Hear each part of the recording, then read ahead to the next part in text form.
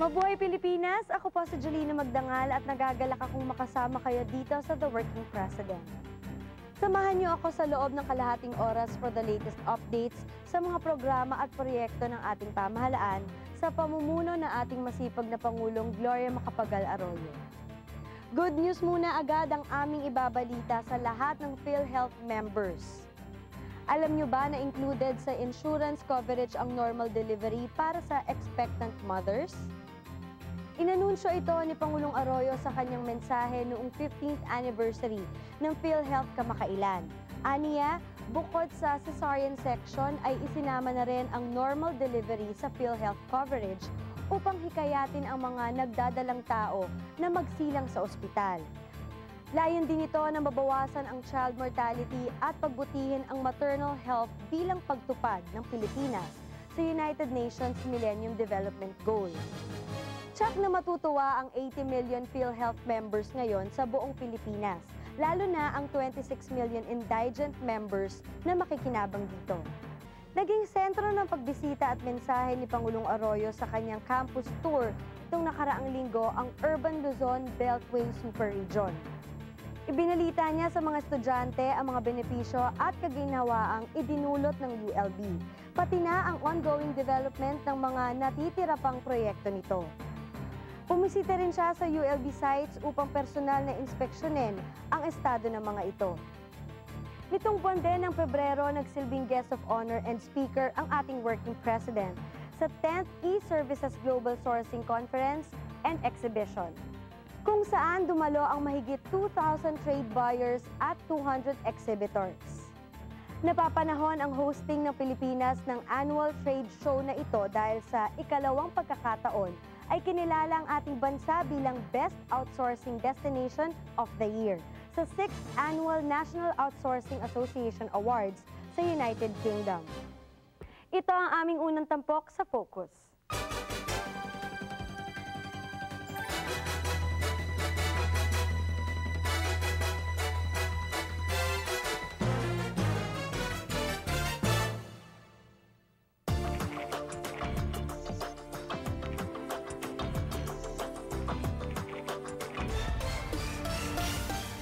Si Pangulong Arroyo ang naging keynote speaker sa unang araw ng pagbubukas ng ika-10 E-Services Global Sourcing Conference and Exhibition sa Pasay City.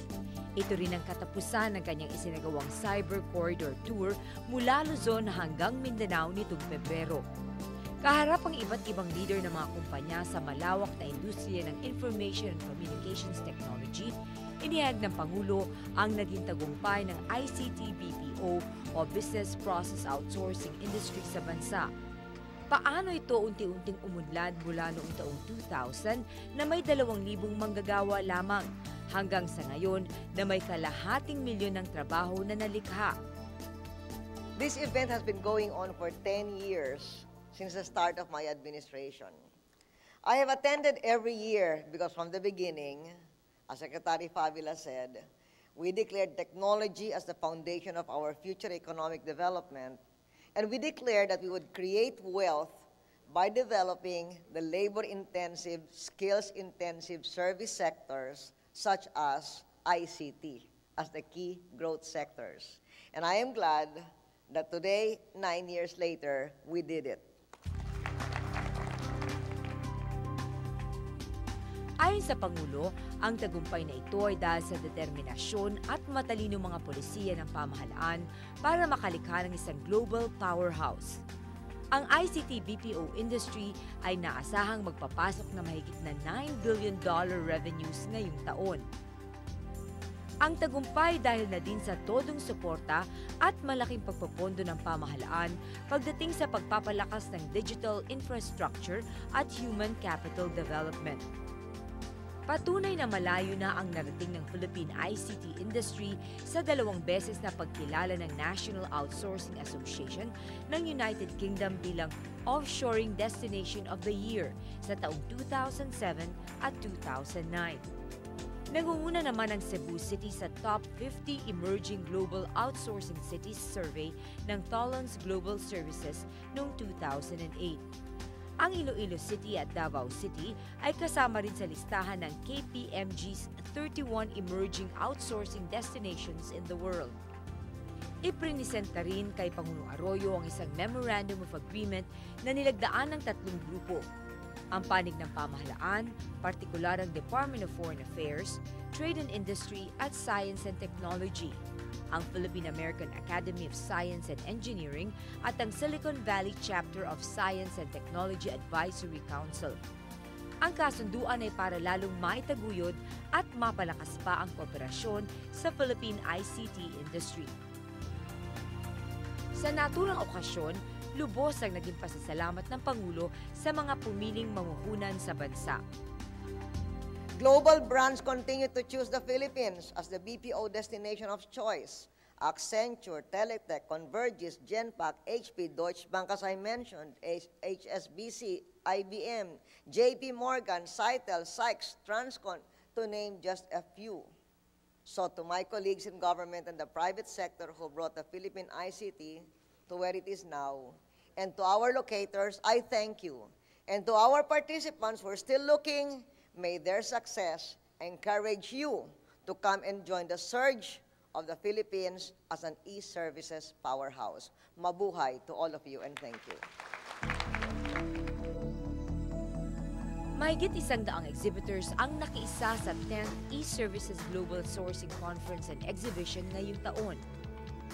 Ilan sa kasama rito ay ang mga tinaguriang Next Wave Cities, contact centers, software developers, mga kumpanyang naghahatid ng business administration services, engineering and design services, at iba't ibang pagsektor sa industriya ng ICT. The Philippine Software Industry Association is composed of 140 members. As an association, we are focused on promoting the robust and dynamic software industry of the Philippines and attract more clients and partners because we are blessed with a vibrant and dynamic workforce who are skilled in IT and software development. Unfortunately, not many people know about this strength of ours. So as an association, we organize expos and trade missions abroad and conduct training and enablement seminars in order to beef up the capability of our local resources. Isa rin sa mabilis na lumalawig ay ang larangan ng procurement at supply management. Our intention is to provide several types of trainings and certification in supply management. Working with Transprocure, which is a Filipino-owned company, is also trying to make a dent into the BPO industry, wherein we are trying to position the country as a country that can become the BPO procurement capital of the world. The aim is to actually expand this all throughout the Asia region, so that we will be able to pronounce, the competitive advantage of making procurement and supply management as a big enabler for business success. Layunin ng PASA na gawing BPO Procurement Services Capital of the World ang Pilipinas, katuwang ang aktibong suporta ng pamahalaan. She was a very key player, in trying to put the Philippines as a very strong band in a very competitive, industry like the BPO industry. Ilan pa sa mga kasamang exhibitors ay ang patuloy na lumalaking industriya ng medical transcription at iba pang value-added services kaugnay dito, tulad ng medical coding, medical billing, at claims processing. We're actually having right now, a health information management wrap. The purpose of this is actually to expand the services that we are actually getting into.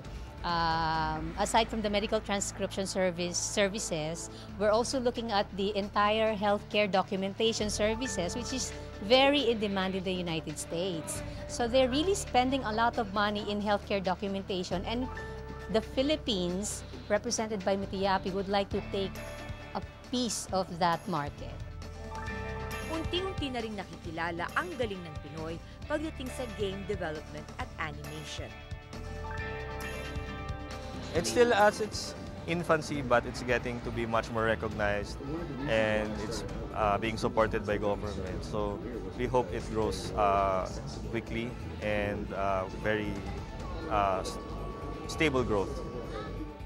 We basically join the e-services every year for promotions and networking purposes. No? So malaki talaga na itutulong nito kasi we get to meet a lot of different sectors, no? From the government, from the private sector. So it's really very helpful for us, especially in terms of the outsourcing business kasi talaga maraming mga nagpapa-outsource dito sa atin ng animation services. Ang eServices Global Sourcing Conference and Exhibition ang pinakamalaking ICT BPO event sa Pilipinas. Ginunita rito ang isang dekadang pagpupunyagi ng Pilipinas para mabilang sa isa sa pinakamagandang lugar para sa globally competitive industry ng ICT.